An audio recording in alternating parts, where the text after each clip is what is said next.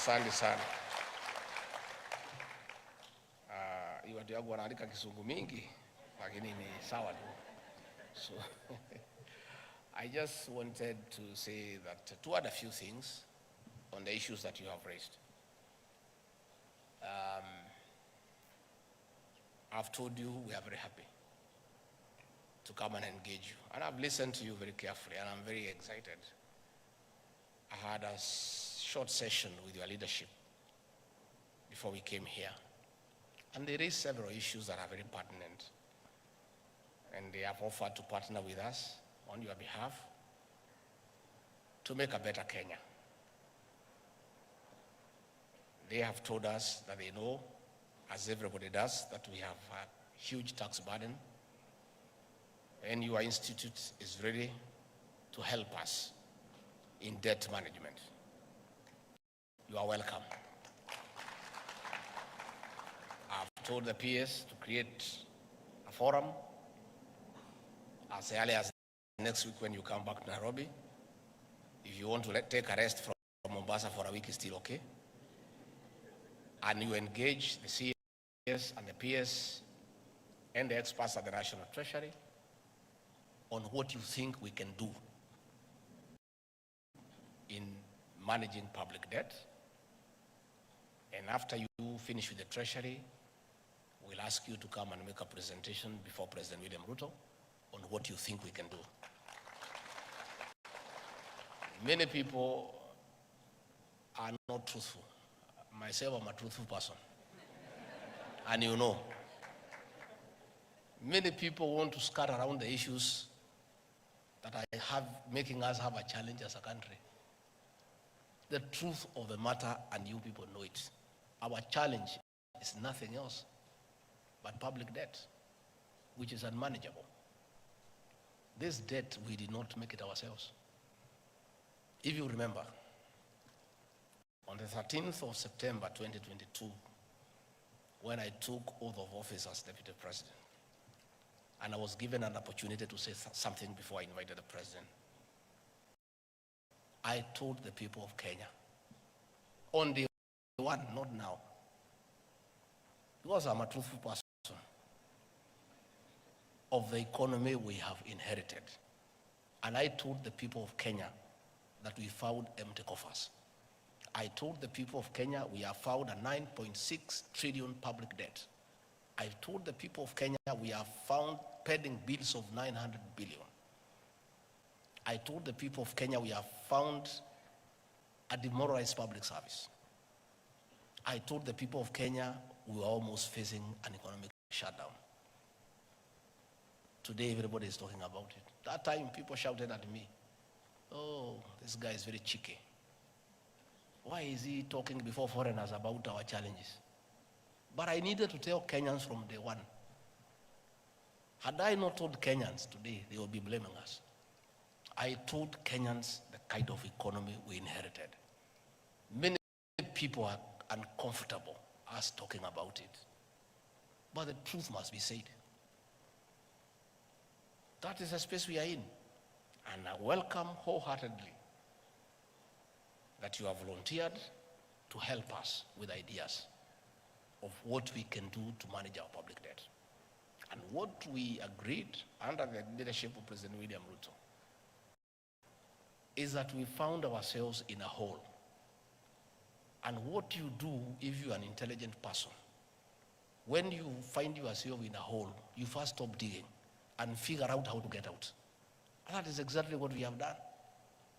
Tightening revenue collection, sealing leakages, making sure that every cent is collected to pay public debt. All those people who are criticizing President William Ruto, they need to be honest. Are they telling the president and the government not to honor the debts that we found? These are debts for the Republic of Kenya. Although they were not committed by the present administration, they were debts committed by the government of the Republic of Kenya then. You as accountants, as business people, you know, in simple bookkeeping, their assets and liabilities. We inherited the assets. State House, my office, vehicles. Fair enough. What about the liabilities? We inherited them too. Huge public debt, 9.6 trillion, 900 billion pending bills. Eurobond, 2 billion, accruing interest between 12 to almost 16%. Those debts must be paid, and they'll be paid by the people of Kenya, not by William RUTO or Gachagua. It is the people of Kenya. Us being part of Kenya will pay through paying taxes. These people shouting left, right, and center, telling us to default so that we can be blacklisted as a banana republic. Are they telling us not to pay the Eurobond? Are they telling us not to pay what we owe the local banks? We want them to come and tell us. Don't just shout. Offer a solution. These debts are on record. We did not borrow as we were in the forest. William RUTO alikuwa ametengwa nje. He was not attending cabinet. He was not attending the National Security Council. He was not part of committing the country to those debts.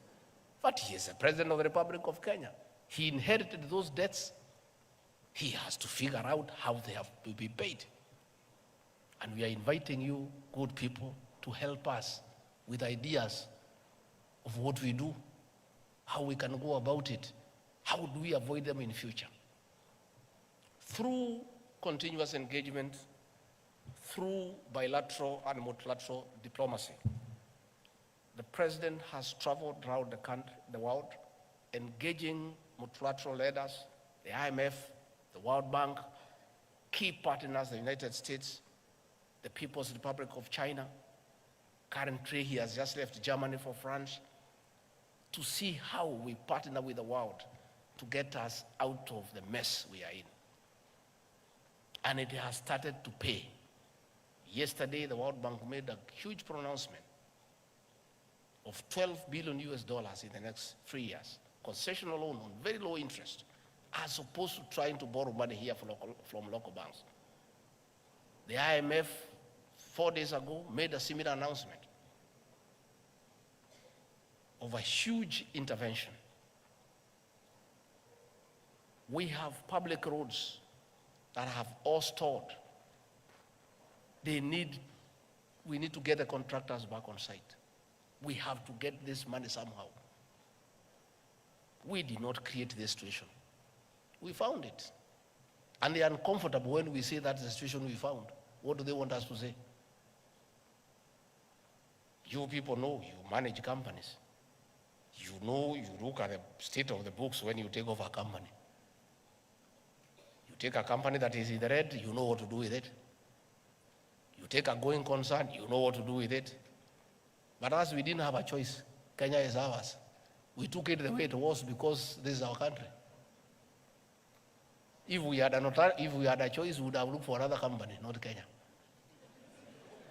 Because of the huge debt portfolio through irresponsible borrowing. When we tell the story, because we are going to tell the story, people will be shocked. How $2 billion was taken from the central bank and put in a private bank that is responsible for the situation we are in, the weakening of the shilling. And people want to sit there, and we know what they did. And we had said, let bygones be bygones. But there's a good discussion. We are going to have a good discussion. We are putting the figures into place, who took what and where, so that the people of Kenya can know why we are in this shit and this mess.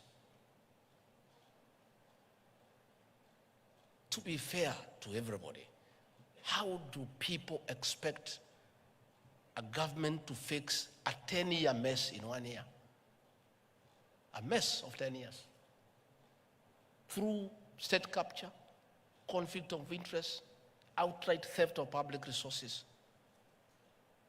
irresponsible borrowing, misuse of public funds, misapplication of funds into useless legacy projects. And here we are.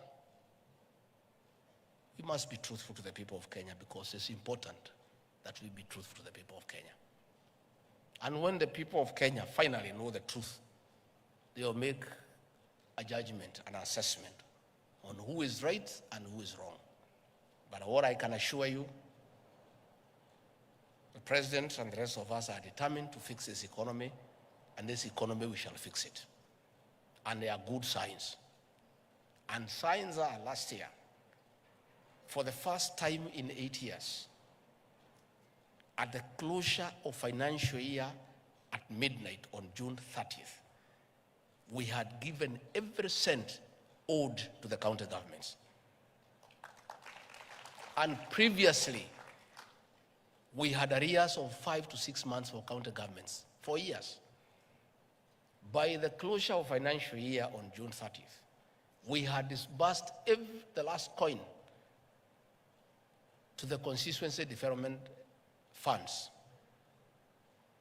For the first time, we have no arrears for our elderly men and women